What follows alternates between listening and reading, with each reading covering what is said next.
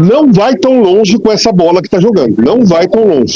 Sabe o que me respondem? Quando eu elogiei pra caramba o Vinícius Júnior, Ainda não está tão bom. Temos que melhorar. Acho que a gente tem que parar também de ser tão chato do jeito que a gente é. O Vinícius tem essa semelhança com ele. Ele arrisca o tempo todo. Então ele erra muito. Mas ele vai acertar. Sacou? Ganhou o jogo, ganhou 3-0, tá com 4 pontos, 2 jogos. É o estilo de jogo dele. A gente precisa então entender isso. Se esperar uma coisa diferente, não vai acontecer. Mas... Acho que está na hora da gente admitir que o Vini Júnior é o nosso grande protagonista nessa Copa de 2026. E amigos, Vinícius Júnior voltou a ser alvo de debates na seleção brasileira.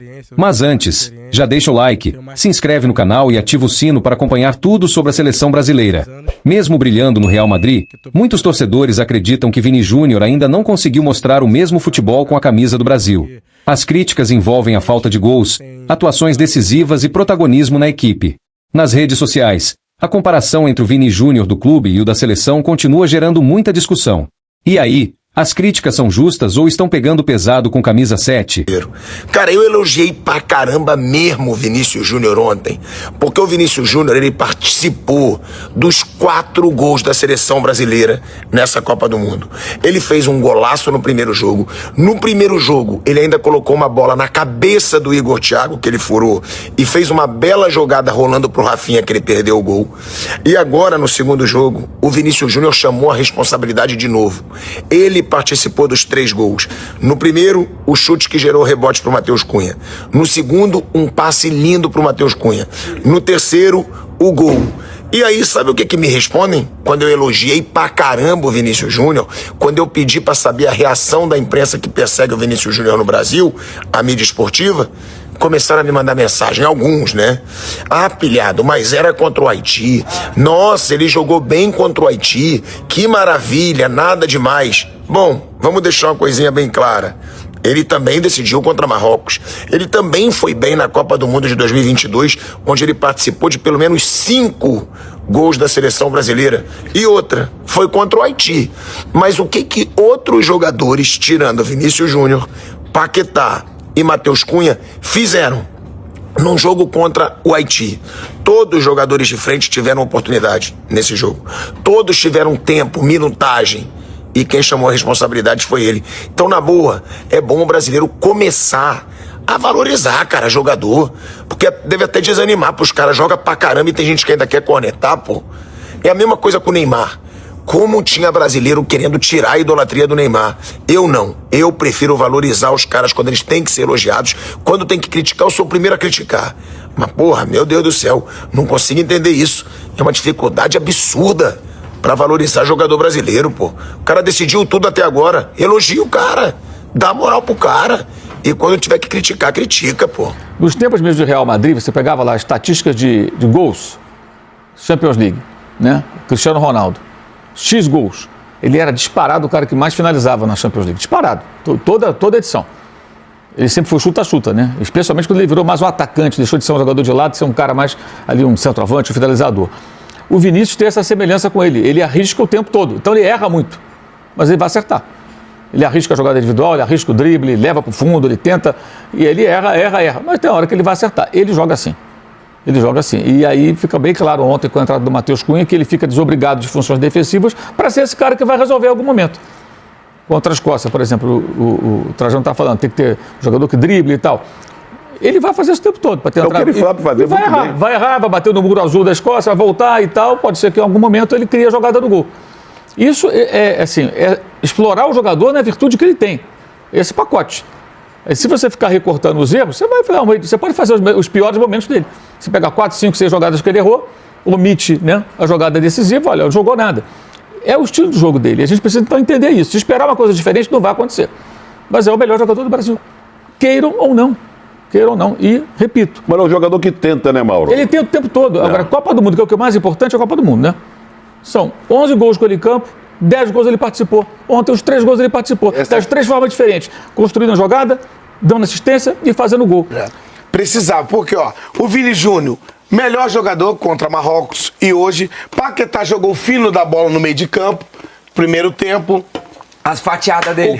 O Casemiro, ele fez o simples para não se comprometer. Pega, toca pro lado, toca pro outro. Vi ele fazer um lançamento, mais ou menos. E assim, só que o seguinte, essa vitória, ela dá uma moral para a seleção brasileira, mas vou em cima do que o Assunção falou, do que o Drago e do que o Souza. Quando pegar uma equipe maior, mais qualificada, nós teremos dificuldade. Isso é notório.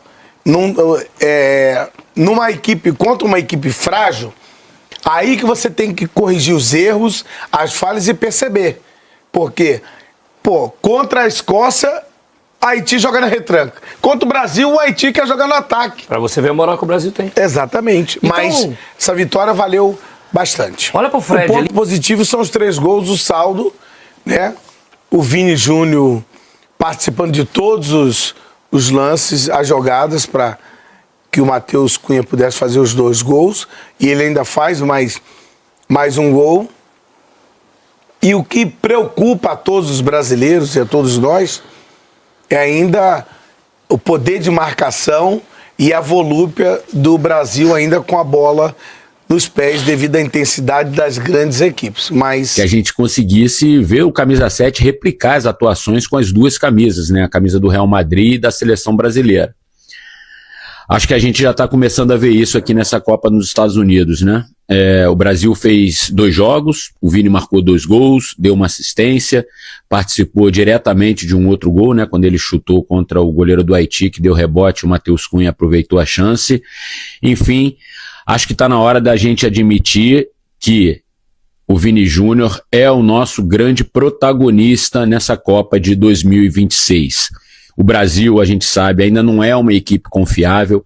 Se a gente for imaginar confrontos contra equipes mais fortes, a gente ainda está alguns degraus abaixo, a gente ainda está algumas prateleiras abaixo. Mas, enfim, se a gente ainda tem alguma esperança, e a gente sempre tem esperança do Brasil na Copa, né? Essa esperança atende pelo nome do Vini Júnior. Sempre houve muita desconfiança em relação ao Vini, as pessoas sempre olhavam torto pro Vini, o Vini não é isso, o Vini não é aquilo. Olha, o Vini Júnior já está entre os grandes nomes dessa Copa do Mundo. Falta muito ainda, mas ele foi eleito 2 vezes o melhor jogador em campo em 2 jogos do Brasil. Ou seja, a seleção brasileira tem que caminhar, tem que evoluir, tem que melhorar. E a gente admitir que a gente tem um protagonista sim e ele atende pelo nome do Vini Júnior. Hoje, a seleção brasileira é Vini Júnior e mais 10. Sumiu no segundo tempo.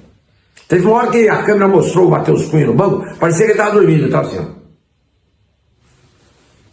Gente, esse jogo você tem que aproveitar e fazer, virou 3, acaba 6.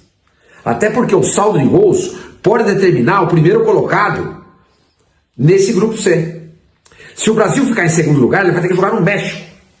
Ele tem que sair da onde ele está, atravessar os Estados Unidos e descer no México. Se ele ficar em primeiro lugar, tudo continua onde é que está. Está tudo alojadinho, tal, beleza. Os jogadores têm os quartos, tudo arrumado, tem lá camisa em cima da cama, pijama, cueca, tá tudo lá, tá tudo prontinho. Como é que o time para desse jeito no segundo tempo? Que falta de ambição, gente. Que é isso? Que é isso?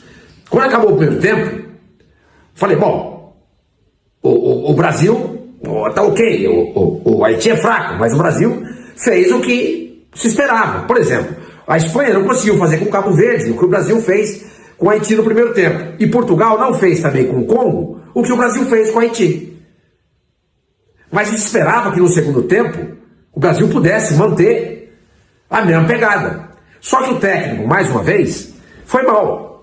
Foi mal, por quê? Porque ele mexeu tardiamente nos jogadores.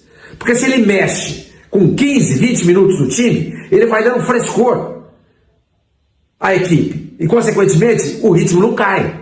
Então ele colocou o Endrick e o Martinelli aos 19 do segundo tempo. Mas só aos 36 do segundo tempo, ele colocou o Danilo Santos, ou Danilo Baiano, e o Ederson. E os jogadores ficaram lá. A maior parte do tempo já cansados, sei lá se cansados, ou desinteressados, acho que é a melhor palavra, porque se você coloca o moleque lá do banco,